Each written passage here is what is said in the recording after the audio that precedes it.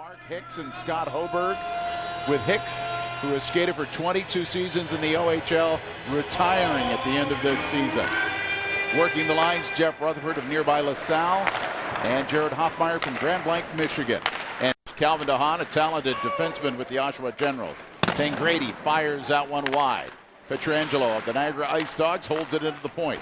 Into the slot, they score, and it's Cody Hodgson of the Brampton Battalion as East draws first blood. You know, one of the best things about Cody Hodgson is that he's so smart. His hockey sense is unreal, and what he does here is just find some space. Down low in the slot, everything's covered up. He slides back to work with Alex Pietrangelo. Pietrangelo spots him, and there is nobody within 20 feet of Cody Hodgson. What he does do to surprise Angelage is give it the quick release. He finds the 5-hole to open the scoring. For the lead pass for John Tavares, wearing the captain's C for West, and even on his belly still tried to get a piece of the puck. Tangradi coming in, Subban, high slot, scores! Activated D, and you know PK Subban will get a little more opportunity to freewheel here in this type of format. He does just that. He jumps up on the rush. The puck is turned over in the neutral zone. It's Cameron, a Belleville Bull, who gets it to Tangradi, a Belleville Bull, and then PK Subban, another Belleville Bull, finishing it off as the East takes a 2-0 lead. And a nice read by PK. Jumping in from his defensive position to get the second goal. Chance now for the West in front, and they score. DiBenedetto missed once, but found it again to dump it in behind Murphy, who'd wandered a little bit. Reading Murphy's lips, you can see, I thought I stopped that thing. He is so athletic that a lot of goaltenders would never have had a chance to even get a piece of this puck. And as he stops it behind the net, he realizes that the first guy back isn't his own. It gets back out in front for Justin DiBenedetto. And DiBenedetto is able to finish it off thanks to the nice work of Peter Hall. Not afraid to fire at will. Here comes Hall. Nice little move. Hall swings around. Murphy makes the save. It gets in and under. Hall made a terrific move, drove to the net, and it slides under, and the game is now tied. Well, I think with the slide and Murphy being so deep in his net, that's what allows this goal to happen. But Taylor Hall has shown great jump in this hockey game. He's able to accept this pass through the neutral zone and then cut it back towards the middle of the ice after a great move to get around Cameron Gauntz. Greg Nemiz was there, his teammate, and it might have been Nemiz who was able to tap that in. There he is, right in the middle of your screen, 64 in black of the Windsor Spitfires. Thank you. Gentlemen? Well, what else did he say? He told Thomas McCollum it'd be a while. They score right off the face-off. A couple of his teammates getting a chance to go to work. East takes a 3-2 lead. Andrew Angelage has been faced with several shots in this hockey game, 19 now. And Ethan Werek looks as if he'll get credit for the goal. Matt Duchene wins the draw, and it's Werek just stepping in off of that right wing, right toward. Step there to Hall. Murphy makes the save. Hall again. Now to Katic, edge of the circle. In front, Nemiz is there, picks it up and scores.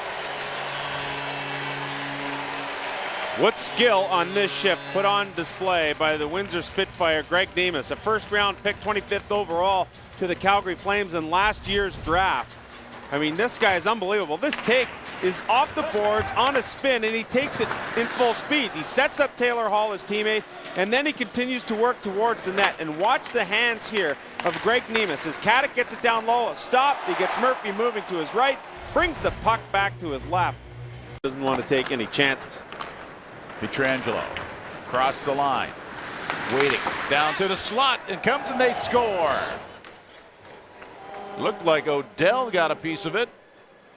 Della Rovere was in there from the Barrie Colts. Odell, his line mate, and a great play by Alex Pietrangelo jumping up on the rush. One thing that you notice about Pietrangelo is his great skating ability. Here he is with his head up. He's got tons of space, tons of time to work with, and it's Della Rovere who will get credit for tipping in that Pietrangelo shot as he fires a laser right across the ice, beating Angelage. Point.